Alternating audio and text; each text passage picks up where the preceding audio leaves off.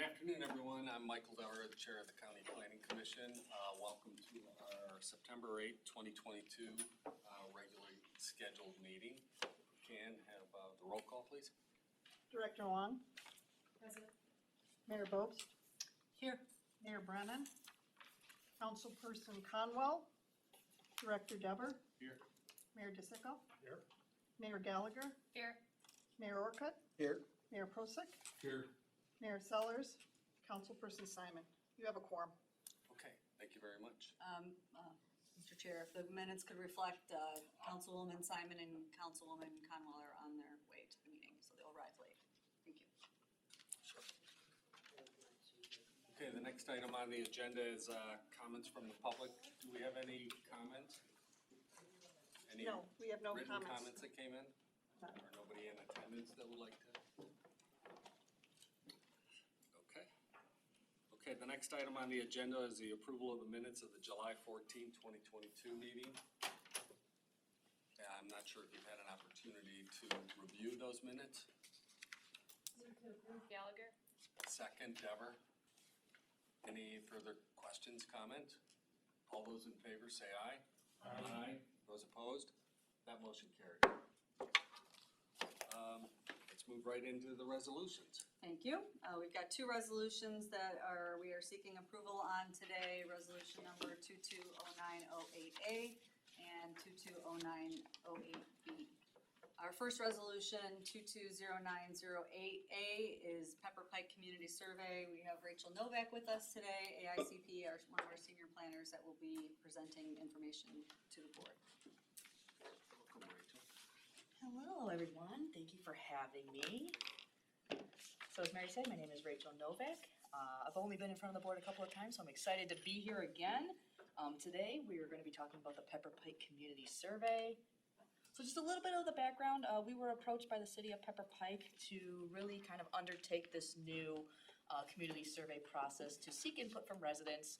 They really want a survey that's a little more on kind of strategic initiatives that covers multiple topics. They actually recently conducted two of their own community surveys, but those are really primarily focused on sidewalks, trails, and pathways. So they're looking for something a little more broad.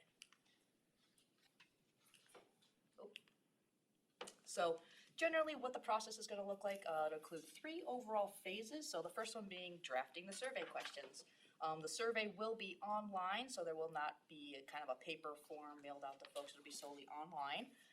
So that'll be our first phase. Our second phase will be design and distribution of the materials, where we're not only going to be creating the survey form itself online, we're going to be creating a postcard, handouts, and yard signs that'll be disseminated by the city. So basically, we're going to help design all of these pieces and parts, and the city will then print any paper materials and then also get the yard signs made and kind of post it around the community with a QR code for folks who are driving by, walking by, biking by, to just scan it with their phones and be able to quickly take the survey. And then lastly, our third and final phase will be to summarize and present the findings. So we're going to take all of those responses we've heard, hopefully we'll get a bunch, tabulate the responses and findings into an overall summary report of the findings, and we'll give a final presentation in a public meeting to City Council. Is my head in the way? Nope, there it is.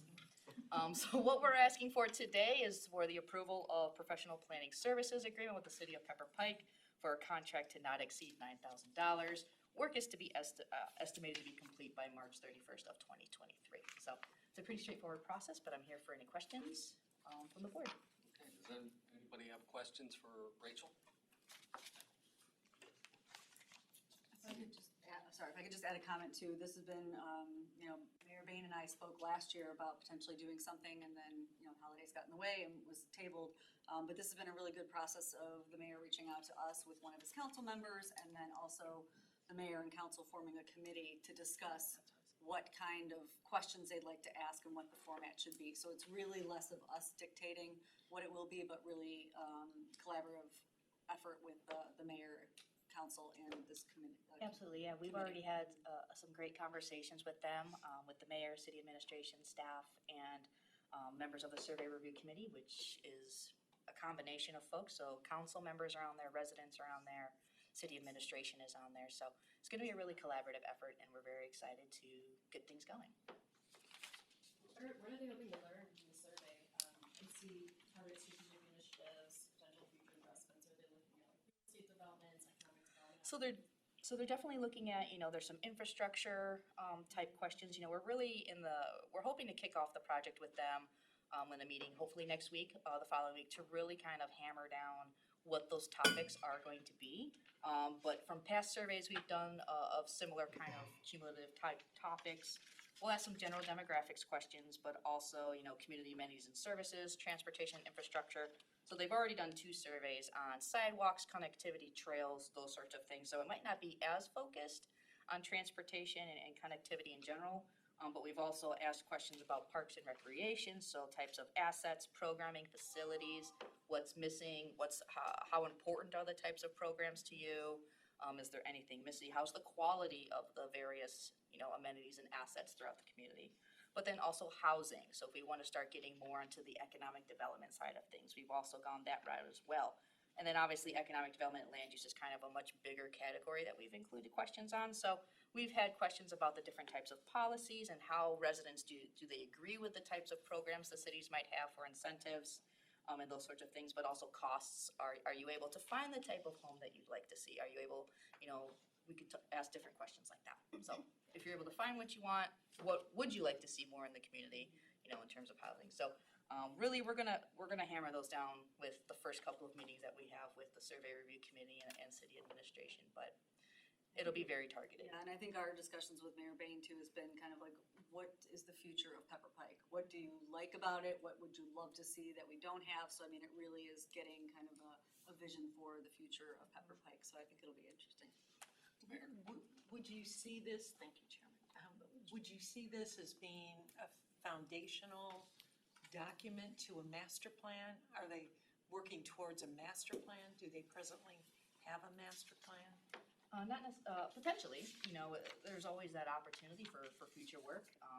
I think, this survey is just kind of also in addition to the surveys they've recently done. So they want to expand and kind of understand what residents are thinking on a number of other topics, not just sidewalks and pathways. So I think this is the first good start, to understand what the future, as Mary says, looks like, which could include maybe a master plan updates, or whatever other types of strategic initiatives or strategic planning efforts they might want to undertake. And I think the survey is a good way to start identifying what those are. So I think it's a good guiding summary report that'll come from this. Mayor? Thank you very much, Mr. Chairman. Rachel, thank you very much for your presentation. Question for you or maybe Mary. Has the Planning Commission ever administered this type of survey before for any other community? An online survey? Mm-hmm. We've done numerous surveys in the past, both paper forms and online forms. Certainly with all of our projects, we've done numerous online surveys in the past that have been tabulated, cross-tabulated, so we can understand, what certain age of folks, selected different things, so we can really start to understand demographics and things along those lines and what folks want throughout the community. Do you have percentages of the response from the targeted audience? So this will be an online survey targeted towards residents of Pepper Pike.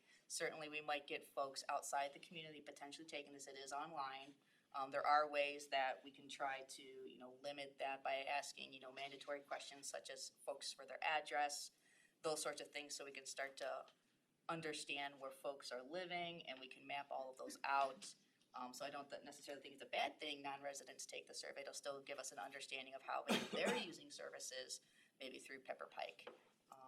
But there are ways that we can do that through this. There's not necessarily a statistical number we're shooting for through the online survey. Okay. And sorry, just to no. add to that, Mayor Bain, in some of the surveys that they've done before, I think he's got a email list of 3,000 or 2,000 something, but I mean, he had a very good response rate on Yeah. those. And so I think he's pretty confident that he'll get input that he's looking for, as using this as a tool. Oh yeah, I believe his list is thousands of emails long, and at one of their surveys, they got over 800 responses. Fantastic. So we're hopeful that we'll get a similar response rate through this online survey, and maybe even more, hopefully. I think this is a terrific project for the county and for the city of Pepper Pike. Thank you, Mr. Chairman. Further questions, comments? Seeing none, I'll make a motion to approve. Second? Second by Mayor Bobes. Any further comments, questions? Seeing none, all those in favor say aye. Those opposed, that motion carries. Thank you. Thank you. Thanks, Rachel. Thanks, we'll move on to the next resolution. Yes. 220908-B. Yes, this is a request for a one-time modification to the Cuyahoga County subdivision regulations. Megan Cheney, AICP, one of our senior planners here, will be presenting on this resolution. Hello, everyone. Good afternoon. Before I begin, I'd like to recognize a few people in attendance. We have Olmsted Township trustees, Lisa Zver and Janine Kress. We also have Jim O'Connor from Pulte Homes to answer any questions. Also, we have a few members from Cuyahoga County Public Works, Brian Towers and Laura Weber, to answer any additional questions that might have come up. As Mary mentioned, this is a one-time modification to the county subdivision regulations in regards to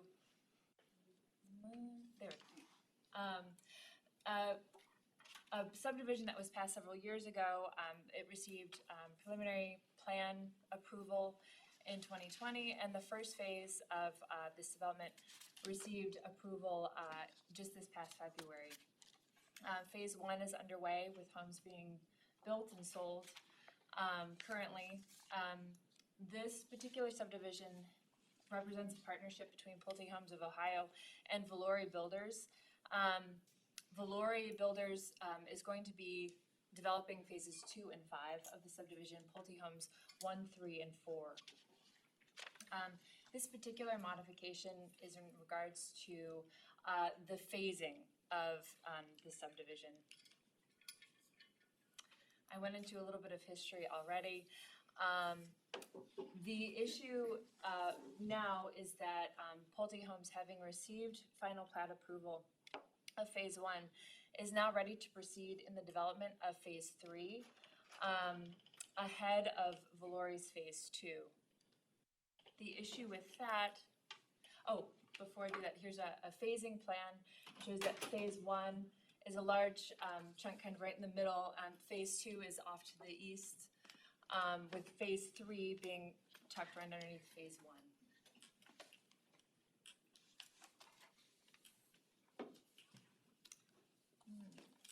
There we go.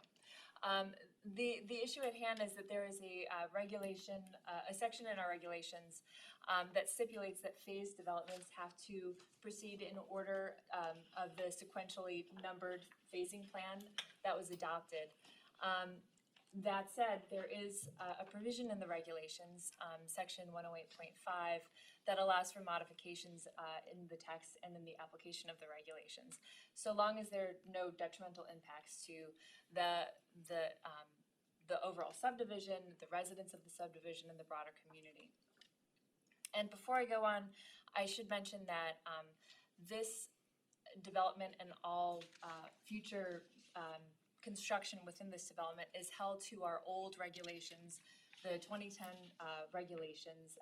This was approved, the preliminary plan was approved before we adopted the updated version of our subdivision regulations in 2020.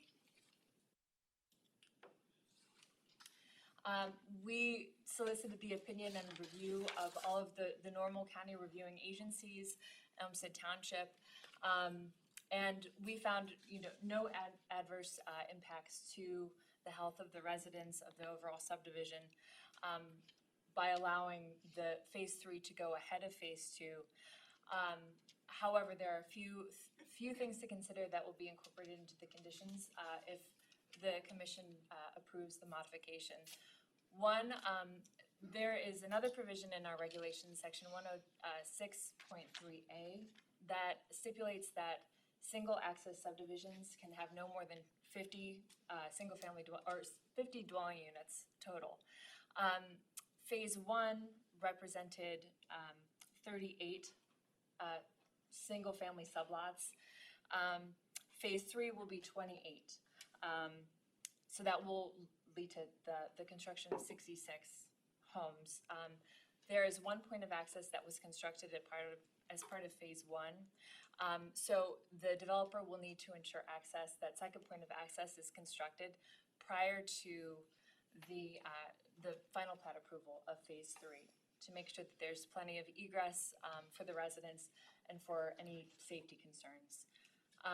The exact details of that construction will be worked out between Pulte and Valori. That second point of access is planned for phase 2, which is Valori's section of the development.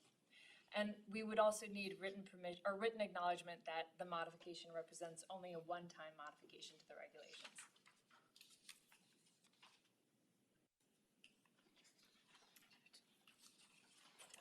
So the recommendations is just that, to incorporate those two stipulations within this approval of the modification, written acknowledgement to the satisfaction of the county law department.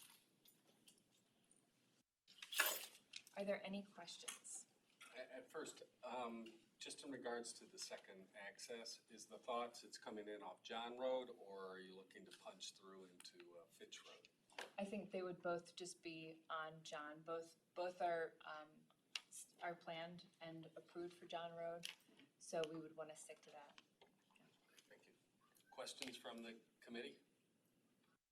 Mayor Prusik? I'm just curious, thank you for attending, trustees. It's not that you don't object to this. I'm just curious, in today's world, how did you get Pulte and Valori to collaborate? I think you'd have to ask Jim and, yeah. We're glad they did.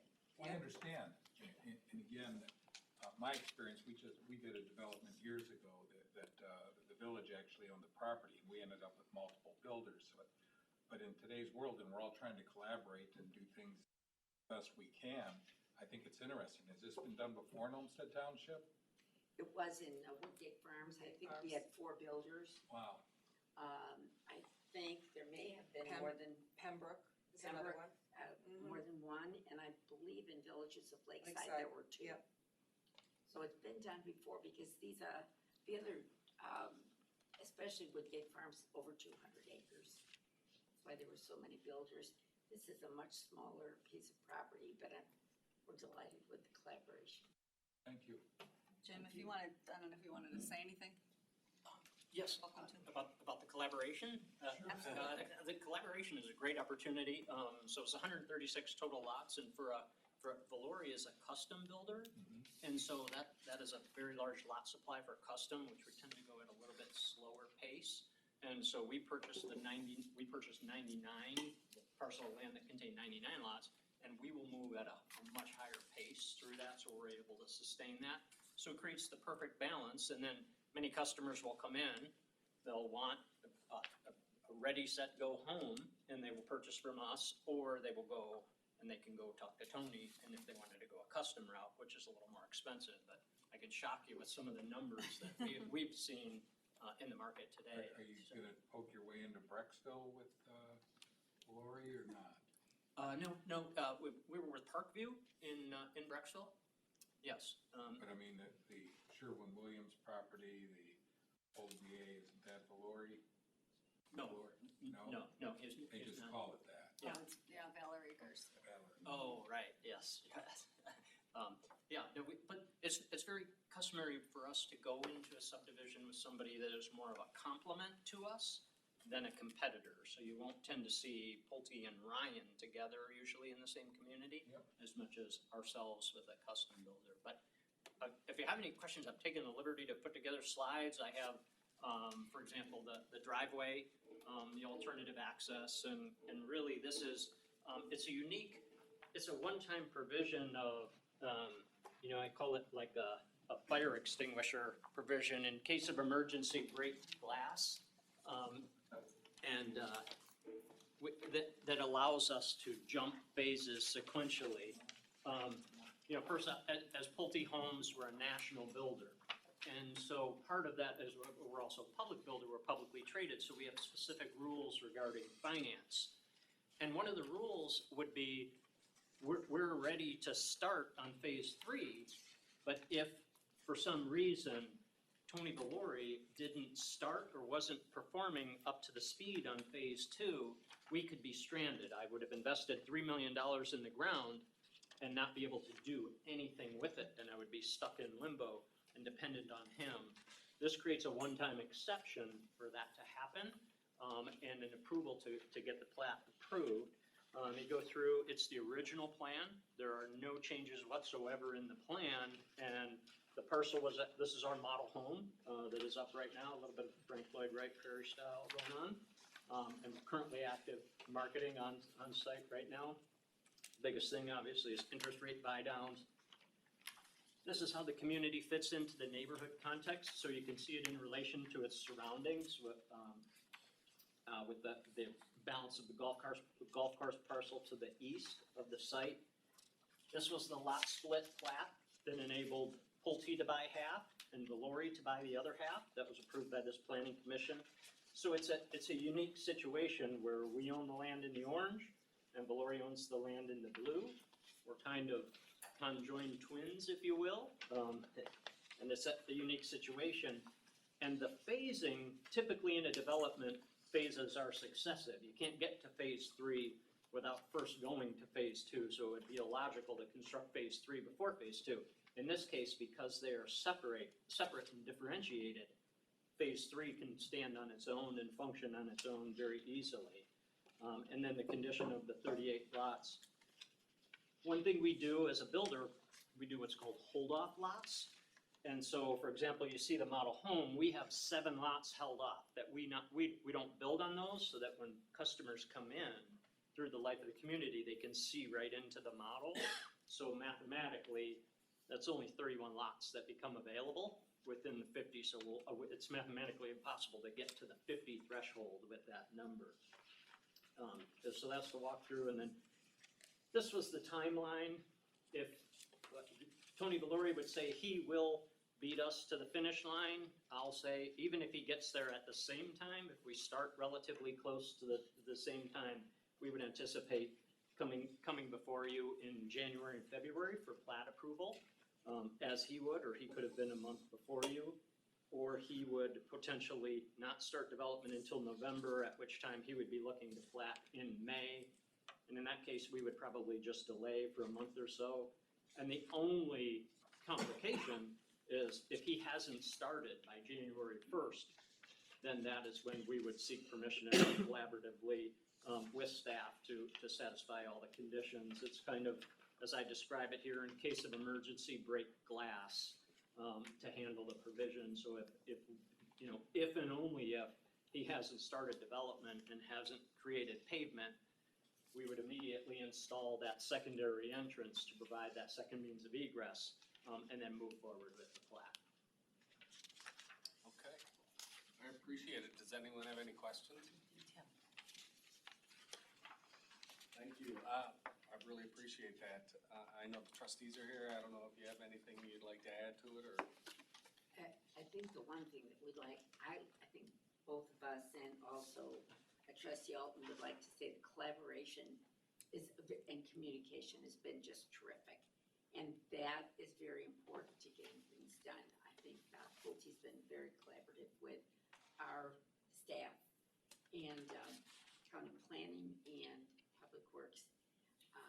A lot of discussion goes on. I always say sometimes when we do our subdivision meetings, it's 2 hours of my life I'll never get back, but we accomplish a lot. And I think that good communication is what makes the difference. So at this point, I think we're pleased with how things are moving along. Absolutely. Yep. Thanks, Trustee Kress and Iris for attending today too. Thank you, appreciate it. I'd like. Sorry. Motion made, and is there a second? Second. Second by Mayor Orca. Any further discussion?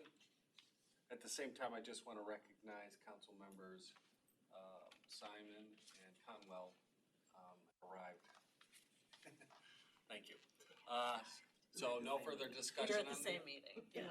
Right, we were. She announced. Did she? Mary announced. Oh, it's on the record.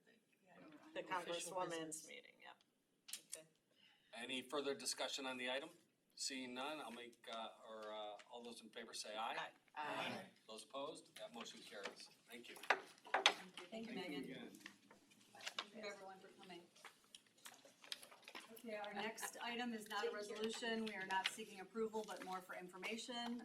If you remember, last year we provided a presentation to you on our community's data book. We have an update to that for this year. I have Dan Meany, GISP, Manager of Research and Information Services, and Kevin Leeson, one of our planners here today. So I will turn it over to you. Yeah, I just wanted to give a quick introduction to the project. As you can see, we've done now 3 of these data books. Really gives you a lot of great insights for each community. Some indicators down to the neighborhood level, so just a great resource. It's also, I think, a great mix of different kinds of sources, so everything from national census data down to appraisal data that we glean out of the fiscal office records, and so a really great compilation of a variety of sources. I did really just mostly wanted to thank the team that put it together. Patrick Hewitt, who's not here, had done quite a bit of the work in the first 2, and we really followed that foundation in doing this third. Paul Triolo here started as an intern, is now a planner with us, and he took over a lot of the mapping and all the graphics and did the layout of the entire book. So he really started off with a bang with us. He also took over the mapping work from Robin Watkins, who resigned after 20-some years with us. So it was good to get Paul, picking up on some of that. And then mostly Kevin Leeson, who you may have seen in the background quite a bit. He's really our expert on a variety of demographic indicators and really all kinds of data, both in where to find it and what it means, because there's a lot of nuances in especially census data and that kind of thing. So Kevin took the lead, really. I just kind of sat there. So I wanted to have Kevin tell you all about it. Thanks, Dan. Thanks, Dan. Who selected the cover? That's the. Paul. So we have access to the county photography department's library of images. The Guardians, there they are. Beautiful. So they have some great images. Paul picked some good ones for us. This is something we've been trying to get out in the spring and past years. This year, we're a bit late on this because the main census data set we used for this was also delayed because of COVID-related data quality issues. So that pushed us back a bit, but I think we finally got everything together here. So if you're familiar with the data book, we kept our similar structure from past years. We divided up into 5 sections. So we have 40 indicators. So demographics includes things like race and ethnicity, age, average household size. Economy includes metrics like median income, employment, educational attainment, internet access. Housing has owner occupancy rates, home sales, housing age. Land use includes things like vacant land and park acreage. And transportation includes items like commute method, vehicle ownership, and public transit access. As before, we have all these indicators at multiple geographic levels. Most importantly, we have them for each of the county's cities, villages, and townships. In the map, you can see we group those also into the inner ring and the outer ring suburbs, so we can compare those. And then we also have them for the county, the 5-county metro area, and for the state. For 2022, almost every single indicator in there was refreshed with new data. I think the only thing we didn't change was the tree canopy data, which is difficult to do, so that has not changed. Improved methodologies for a number of these. We did things like switched our land area measurement from total area to land area, so we left the water out. We reworked a few of the indicators, we changed some of the groupings, and we did things like for our public transit and bikeway access, we changed it from a percentage of the community that had access, the land area, to percent of the community's population that had access. So we made some small tweaks like that. We have one new indicator, which is place of birth, which is there, and this is the standard layout we have for each of the those 40 metrics. I will go into that a little bit more detail here. Can I ask a question Oh, on I'm date of sorry. birth, Yes. place of birth? Why do you find that important to include in this? So if we go to our next slide here, we Oh. can say. Okay. Oh, was that planned? No. You got the memo, right? question. Thank you. So each of these pages starts off with a brief introduction that explains the importance of the factors, sometimes how they're split up in like this one, and then some findings for that section. On the left and on the right is our table where we have those larger geographies. Below that, we always have a map. In this case, we have 4 maps. In blue, we've got the percentage of the population born in Ohio. And the gold is in the U.S. outside of Ohio. The red is higher outside the United States, or native born outside the United States. You can see the Puerto Rican cluster on Cleveland's west side there. And then in the gray is the foreign born population. And then when we get into the community level data, we have a chart. Again, we have the same colors, the blue, the gold, the red, and the gray, representing those same colors. We have the chart. In this case, this is a 100% chart, so that we can compare all the communities against each other fairly easily. And then we have the same data in the tabulars on the left. I'm sorry, on the right. Book online. This book will be online shortly. We are putting the finishing touches on the PDF. So I have that PDF document like we've had in the past years. That's almost done. Just like I said, we'll have updated project web pages. This year we are doing some new interactive graphics. The example there, obviously this is just a screenshot, but on the website, when you click on that, you'll get the, for this one was household income. You click on that, you'll get the median household income for each of those census tracts. And we will also be posting data products, which is a simplified spreadsheet that we used to produce this, as well as map services, so that people can take the work of our data book and make that part of their own projects and work. It's available as much as we can. I think that was all I had. Okay, thanks, Kevin. Questions from the committee? Comments? I just, Mayor, folks? thank you, Chairman. I really just have some comments. We've used the data book several times. I've used it in like my state of the city that we all do. And the reason is that many of our businesses need this information. And while this is an arena that we work in often, businesses and nonprofits, they don't see it as easily or as readily. So for our own grant writing, for the use of businesses and nonprofits, this has been such a wonderful compilation, a clearinghouse of really good information that we don't have to go and look for, and we can cite to, and we can go to those original sources if we need to, if we need more specific information. But you've been so comprehensive, it's been really helpful. So we look forward to the refreshed version. Thank you. Planning Director? Yeah, first of all, I'm excited to dig into the data.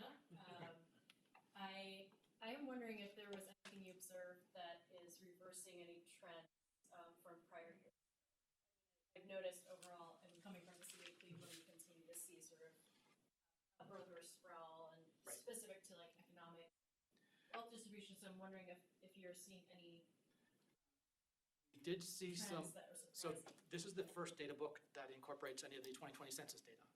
Okay. So, and with the results of that, we are seeing some population increases in some of the suburbs and areas that previously had been seeing mainly declines. Some of that may be due to the error that they intentionally introduced into the census data. It's hard, we can't tell. But Is it the inner suburbs? it is both, actually. Okay. And the one interesting thing we saw in previous data books, and we also see in this data book, is that even in the areas, a lot of the communities that are seeing population decline, they are seeing growth in the number of households. So the number of people is not going up, but we're still seeing household creation. Yeah. Smaller households, which is really interesting.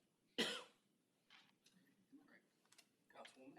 I think this is a great tool for legislative bodies when they want to look at how they're drafting their budget, as well as, Department of Development and things of that nature. So do you know if our county Department of Development, sure they should know about this book, and when they're planning, Yeah, we can make sure they do, yeah. Okay. I know last year we did, kind of a rollout of it and a little tweet, and did we do a press release last year? I Yeah, don't remember. we did a press release yeah, last year. yeah. So we'll follow that. I'll send out the slides after this meeting, so you at least have the snapshot of it, but as soon as the, final report's ready, we'll make sure we send out a link to everybody. Do we make any hard copies? Right. We can, I think we did make some last year. Make a hand- Yeah, we can We make some received available one. for, Like each community? right. Okay, any other further comments? Seeing none, Very thanks, nice work, beautifully designed. Yes. thank you. Thank Thanks. you, everyone working on it. Kevin. Thank you. Okay. All right, time for my report. So thank you very much for your patience, and we'll try and get you out of here by 3. So just a quick few agenda items, job postings, the update on the planning grants, the trans-area development zoning analysis, single-family zoning analysis, phase 2, zoning map updates and redistricting, and some administrative updates. So for job postings, we did post a GIS specialist position, as Dan mentioned, and I think I mentioned our last meeting that Robin Watkins had resigned from her position, which left us with an open GIS position, so we did post that. We held 6 interviews last week, so we are really happy to have options, and I will say thank you to Paul publicly, because he has taken a lot of the GIS burden on in addition to his planning work, so we appreciate that. We promised him it wasn't forever, but he's very good at it, so we appreciate that. So we have a final 2 candidates that we've discussed internally, and so we're really hoping to make a decision early next week so that we can get an offer out and potentially get someone to start by the end of September, early October, so happy about that.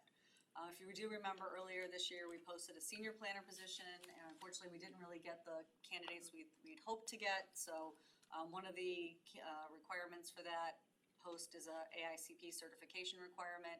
We've actually been talking internally, does it make sense for a senior planner or potentially a principal planner? Because if you remember too, we lost Michael Mears this year, who was a senior planner but had landscape architect skills and was on his path towards principal planner. So we're really trying to evaluate that also against the budget and what we have available to actually pay for these positions. So we are reevaluating that and hope to get something posted here again soon. Also looking at potential for future internship. I know Cleveland State is looking already for spring interns. I don't know if you got that information, Director Wong, but they are looking already, so that's something we can look into for applying for that. I know we've also used University of Cincinnati as well in the past, but as we get into this report, you'll know with our planning grants opening up, we're gonna have a lot of new work, and so the more the merrier. And council, we may be coming to with a request in the future for additional funding for staff if needed. So I know we've talked about that before, so. So our planning grants, we did send out the survey. We had 28 respondents, technically 27 because 2 people from one community responded, but that's okay. So the top 3 planning needs we identified were parks and green space plan, targeted area plans, so site redevelopment plans, town center plan, something more, a very specific area of the city, as well as streetscape plans. And so I think we all know that COVID taught us something, that people want to be outside and want to enjoy nature. And so I think a lot of communities are taking a look at how do they enhance what they've got in terms of their parks and their green spaces. Good news on this, I think, 75% of the respondents were previous clients of ours. So hopefully that means that we've done a good job with the work that we've done previously. Over 70% of the respondents said that they can provide some funding towards this. So as you guys know, with budget-wise, we look at what we can provide in kind versus what we may have to charge some fees for, depending on the scope of the project. So that was good news, I thought, too. And then over 60% of the respondents we've actually completed master plans for. So I think this is where you see master plans get completed. There's recommendations that are part of that master plan. Some of these things may be coming out of recommendations of master plans that we've completed previously. So the good news is, and I have this, I don't know how well you can see this, but this was just the full gamut of what people responded saying that was most, their biggest need in terms of planning right now. So it's not to say that those top 3 were the only ones, but there's different projects that people still need. As most of you know, master planning is, sometimes a 2-year project, and so, that's the hard part of juggling how many do we do versus some of these smaller projects that might be shorter term and be able to do more. So we're gonna be evaluating how we, scoring all of those as we get those out. So we're looking at the application scoring. We actually have added a equity category, which was not part of previous planning grant applications. So we've rebalanced the scoring to make sure that we're looking at where equity zones are in the county and where these projects are located and trying to help investment in areas that have had disinvestment in the past. So we are gonna be looking at more of a narrow services available versus like the whole realm of possibilities and when we put these out. So we'll be sending out the applications, getting the blasts out next week, early next week, hopefully. Applications will be due by October 14th. It's very easy. It'll be a, fillable form, not very long, so hopefully it will not be a big undertaking for communities. Anticipate announcing those planning grants in fourth quarter this year and then coming back to you, seeking your approval for entering into agreement first quarter 23. Questions on those? Sorry. I just want to know about City of Cleveland, so. Oh, sorry, yes, City of Cleveland responded actually to our survey, which we think was the first time. I think so. So, and I would just say publicly, I mean, we have been working so closely with Director Wong and her staff, and it's been really beneficial, I think, for us to be working so closely. We're doing a lot of the same things, and so to be coordinating really does help. But I believe for Cleveland, it was your active transportation plan that needs updating. So it was nice when people responded. They actually were very specific on what they needed. So that was a request from the City of Cleveland. So I'm assuming you'll be applying. So. Okay. Any other questions on the planning grants? Okay. Mentioning the City of Cleveland here. We've been working on our phase 1 of the transit-oriented development zoning analysis in partnership with RTA. Really collaborative effort across the board, working very closely with the City of Cleveland. We were invited to present with the City of Cleveland Planning Commission last Friday. Matt Moss from the City of Cleveland was presenting their TOD initiative. And so I would like to just thank you, first of all, for giving us that opportunity. I think it generated a lot of excitement. I don't know how many of you saw the Ken Prendergast blog, but he did blog right about that meeting and the excitement behind TOD and what's happening. And so that's great, that we're all kind of on the same page, working in the same direction on this.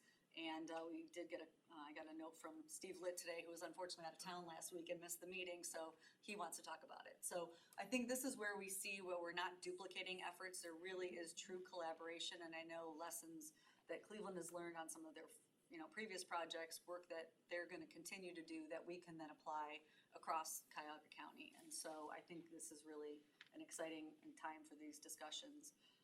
We'll be presenting to the RTA board on Tuesday, September 13th, and then working with Director Wong and RTA on trying to strategize on how we look to funding for phase 2. So we've been doing this work in kind as Planning Commission, and really take it to the next level. It's going to be a lot bigger of a project, and so trying to find ways to perhaps Cleveland Foundation or others that may be able to work with not only the County Planning Commission, but also City of Cleveland in helping to keep these efforts going and continue the work. So more to come on that. Any questions on the TOD? Zoning map updates and redistricting requests. Dan has been very busy with fielding calls and keeping Paul busy as well for just zoning map updates. We've been working with, we're going to be working with the city of North Olmsted. They're going to be bringing that before council. We completed zoning map update for Middleburg Heights. I have to get all these heights correct.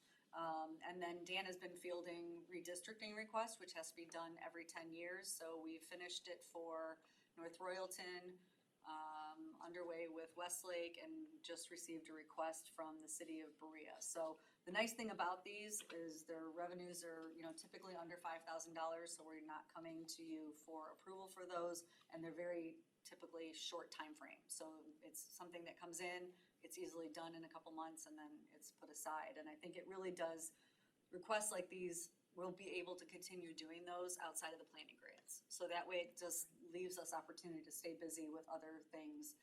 If you remember that schedule, we won't be coming back to you till first quarter next year to get new contracted agreements for planning grants. So we have a lot of work that we'll be doing between now and then.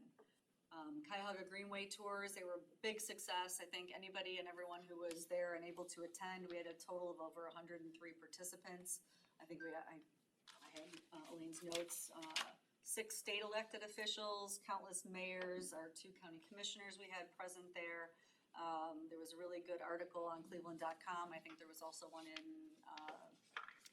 Jewish News, and a couple other ones, but there was in Solon, Garfield Heights, and in Euclid. And so I think it really, the whole goal of that was to get people who we may be petitioning for funding in the future to actually have boots on the ground and see these trails and see how important these connections are and how important they are to the communities. So I think they were a really great experience, and we'll be looking at doing it not next year, but 2 years, and the following year. So I think it'll be in every other year, and I think Director Wong, you participated in some of those as well. So the weather was perfect, so that was a really good, really good week to do them. So we'll continue to do that, and big thanks to Elaine for organizing all of that and all the different people that were involved in that. And I know Maureen Riley in our office was working on the handouts, and several of our other partners from the Greenway partners. So it was a big success.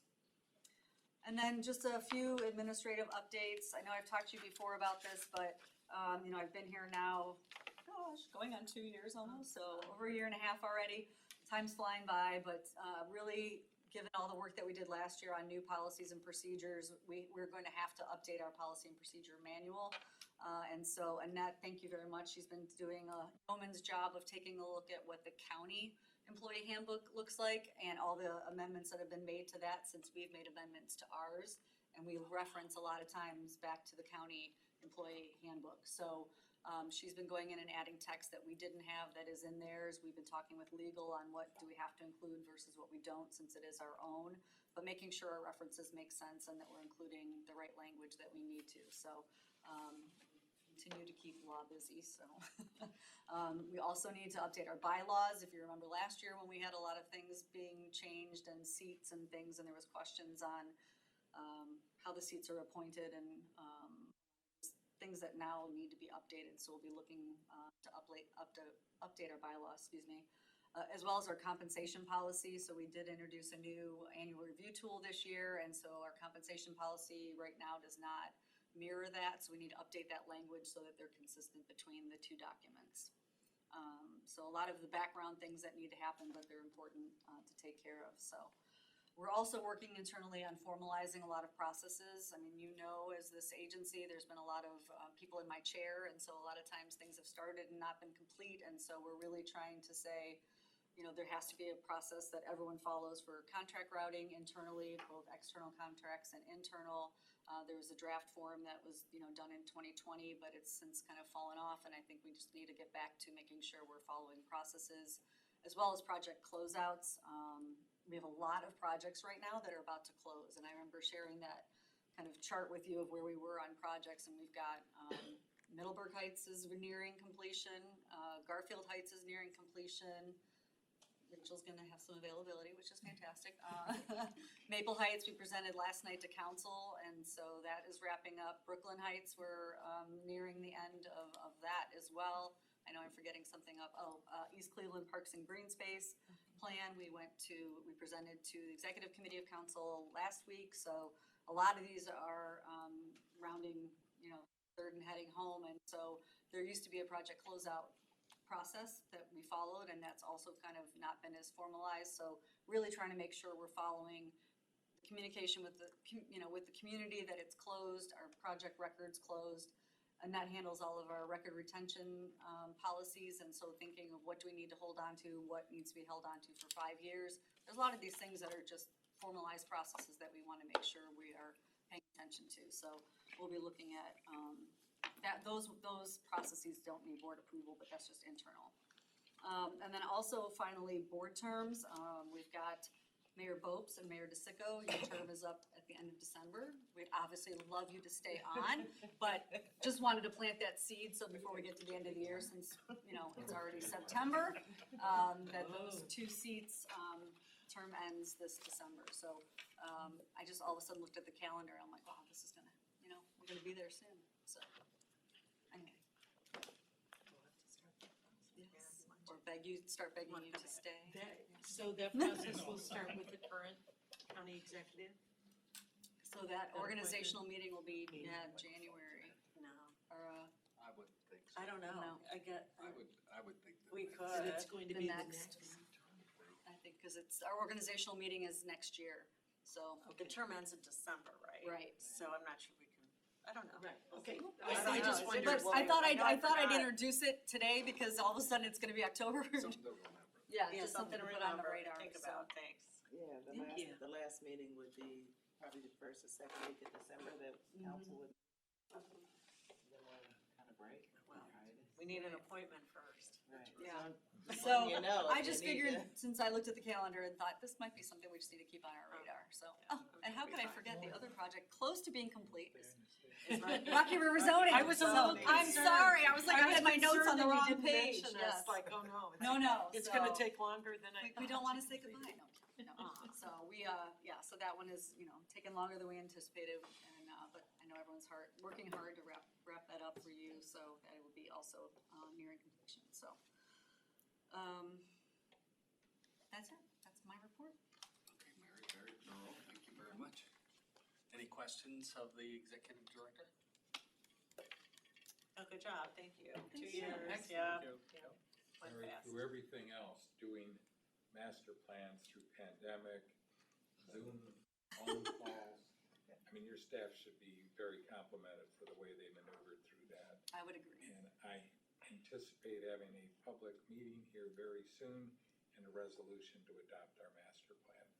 Thank you. Thank you, Mayor, and thank you. I mean, the team, I brag about them all the time. I don't think I bragged about them today, so my apologies, but they're fantastic. I mean, and just, we are gonna be at a beautiful spot right now where we can take a look at some of these processes and things that we need to formalize before we open, 10 new planning grant projects next year, whatever it's gonna be. But, I think, we're gonna be looking at some folks got a lot of map drawers with a lot of old things that need to be gone through, and just time to kind of do some spring cleaning, but they're terrific, and can't say enough about the work they've done and done through some challenging times, so.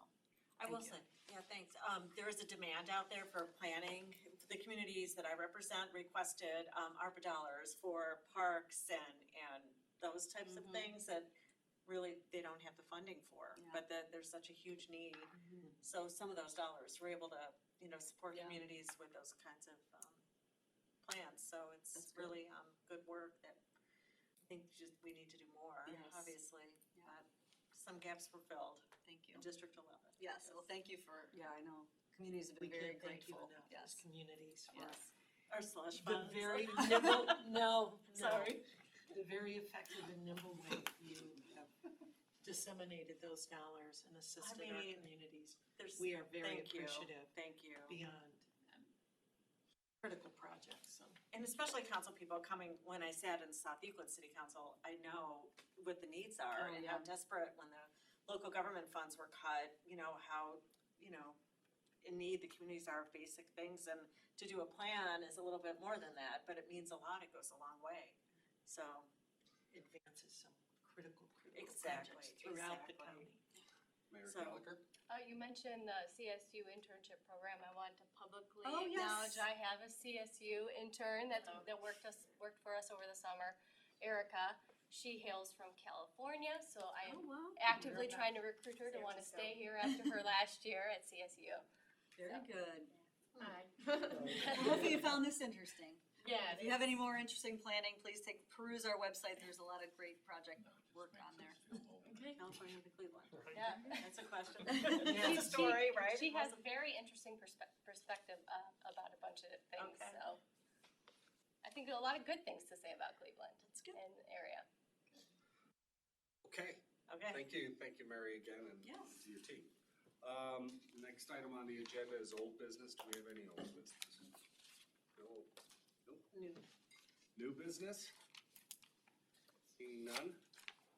And then can I have a motion to adjourn? So moved. All those in favor, say aye. Aye. This meeting stands adjourned. Thank you very much. Welcome. Thank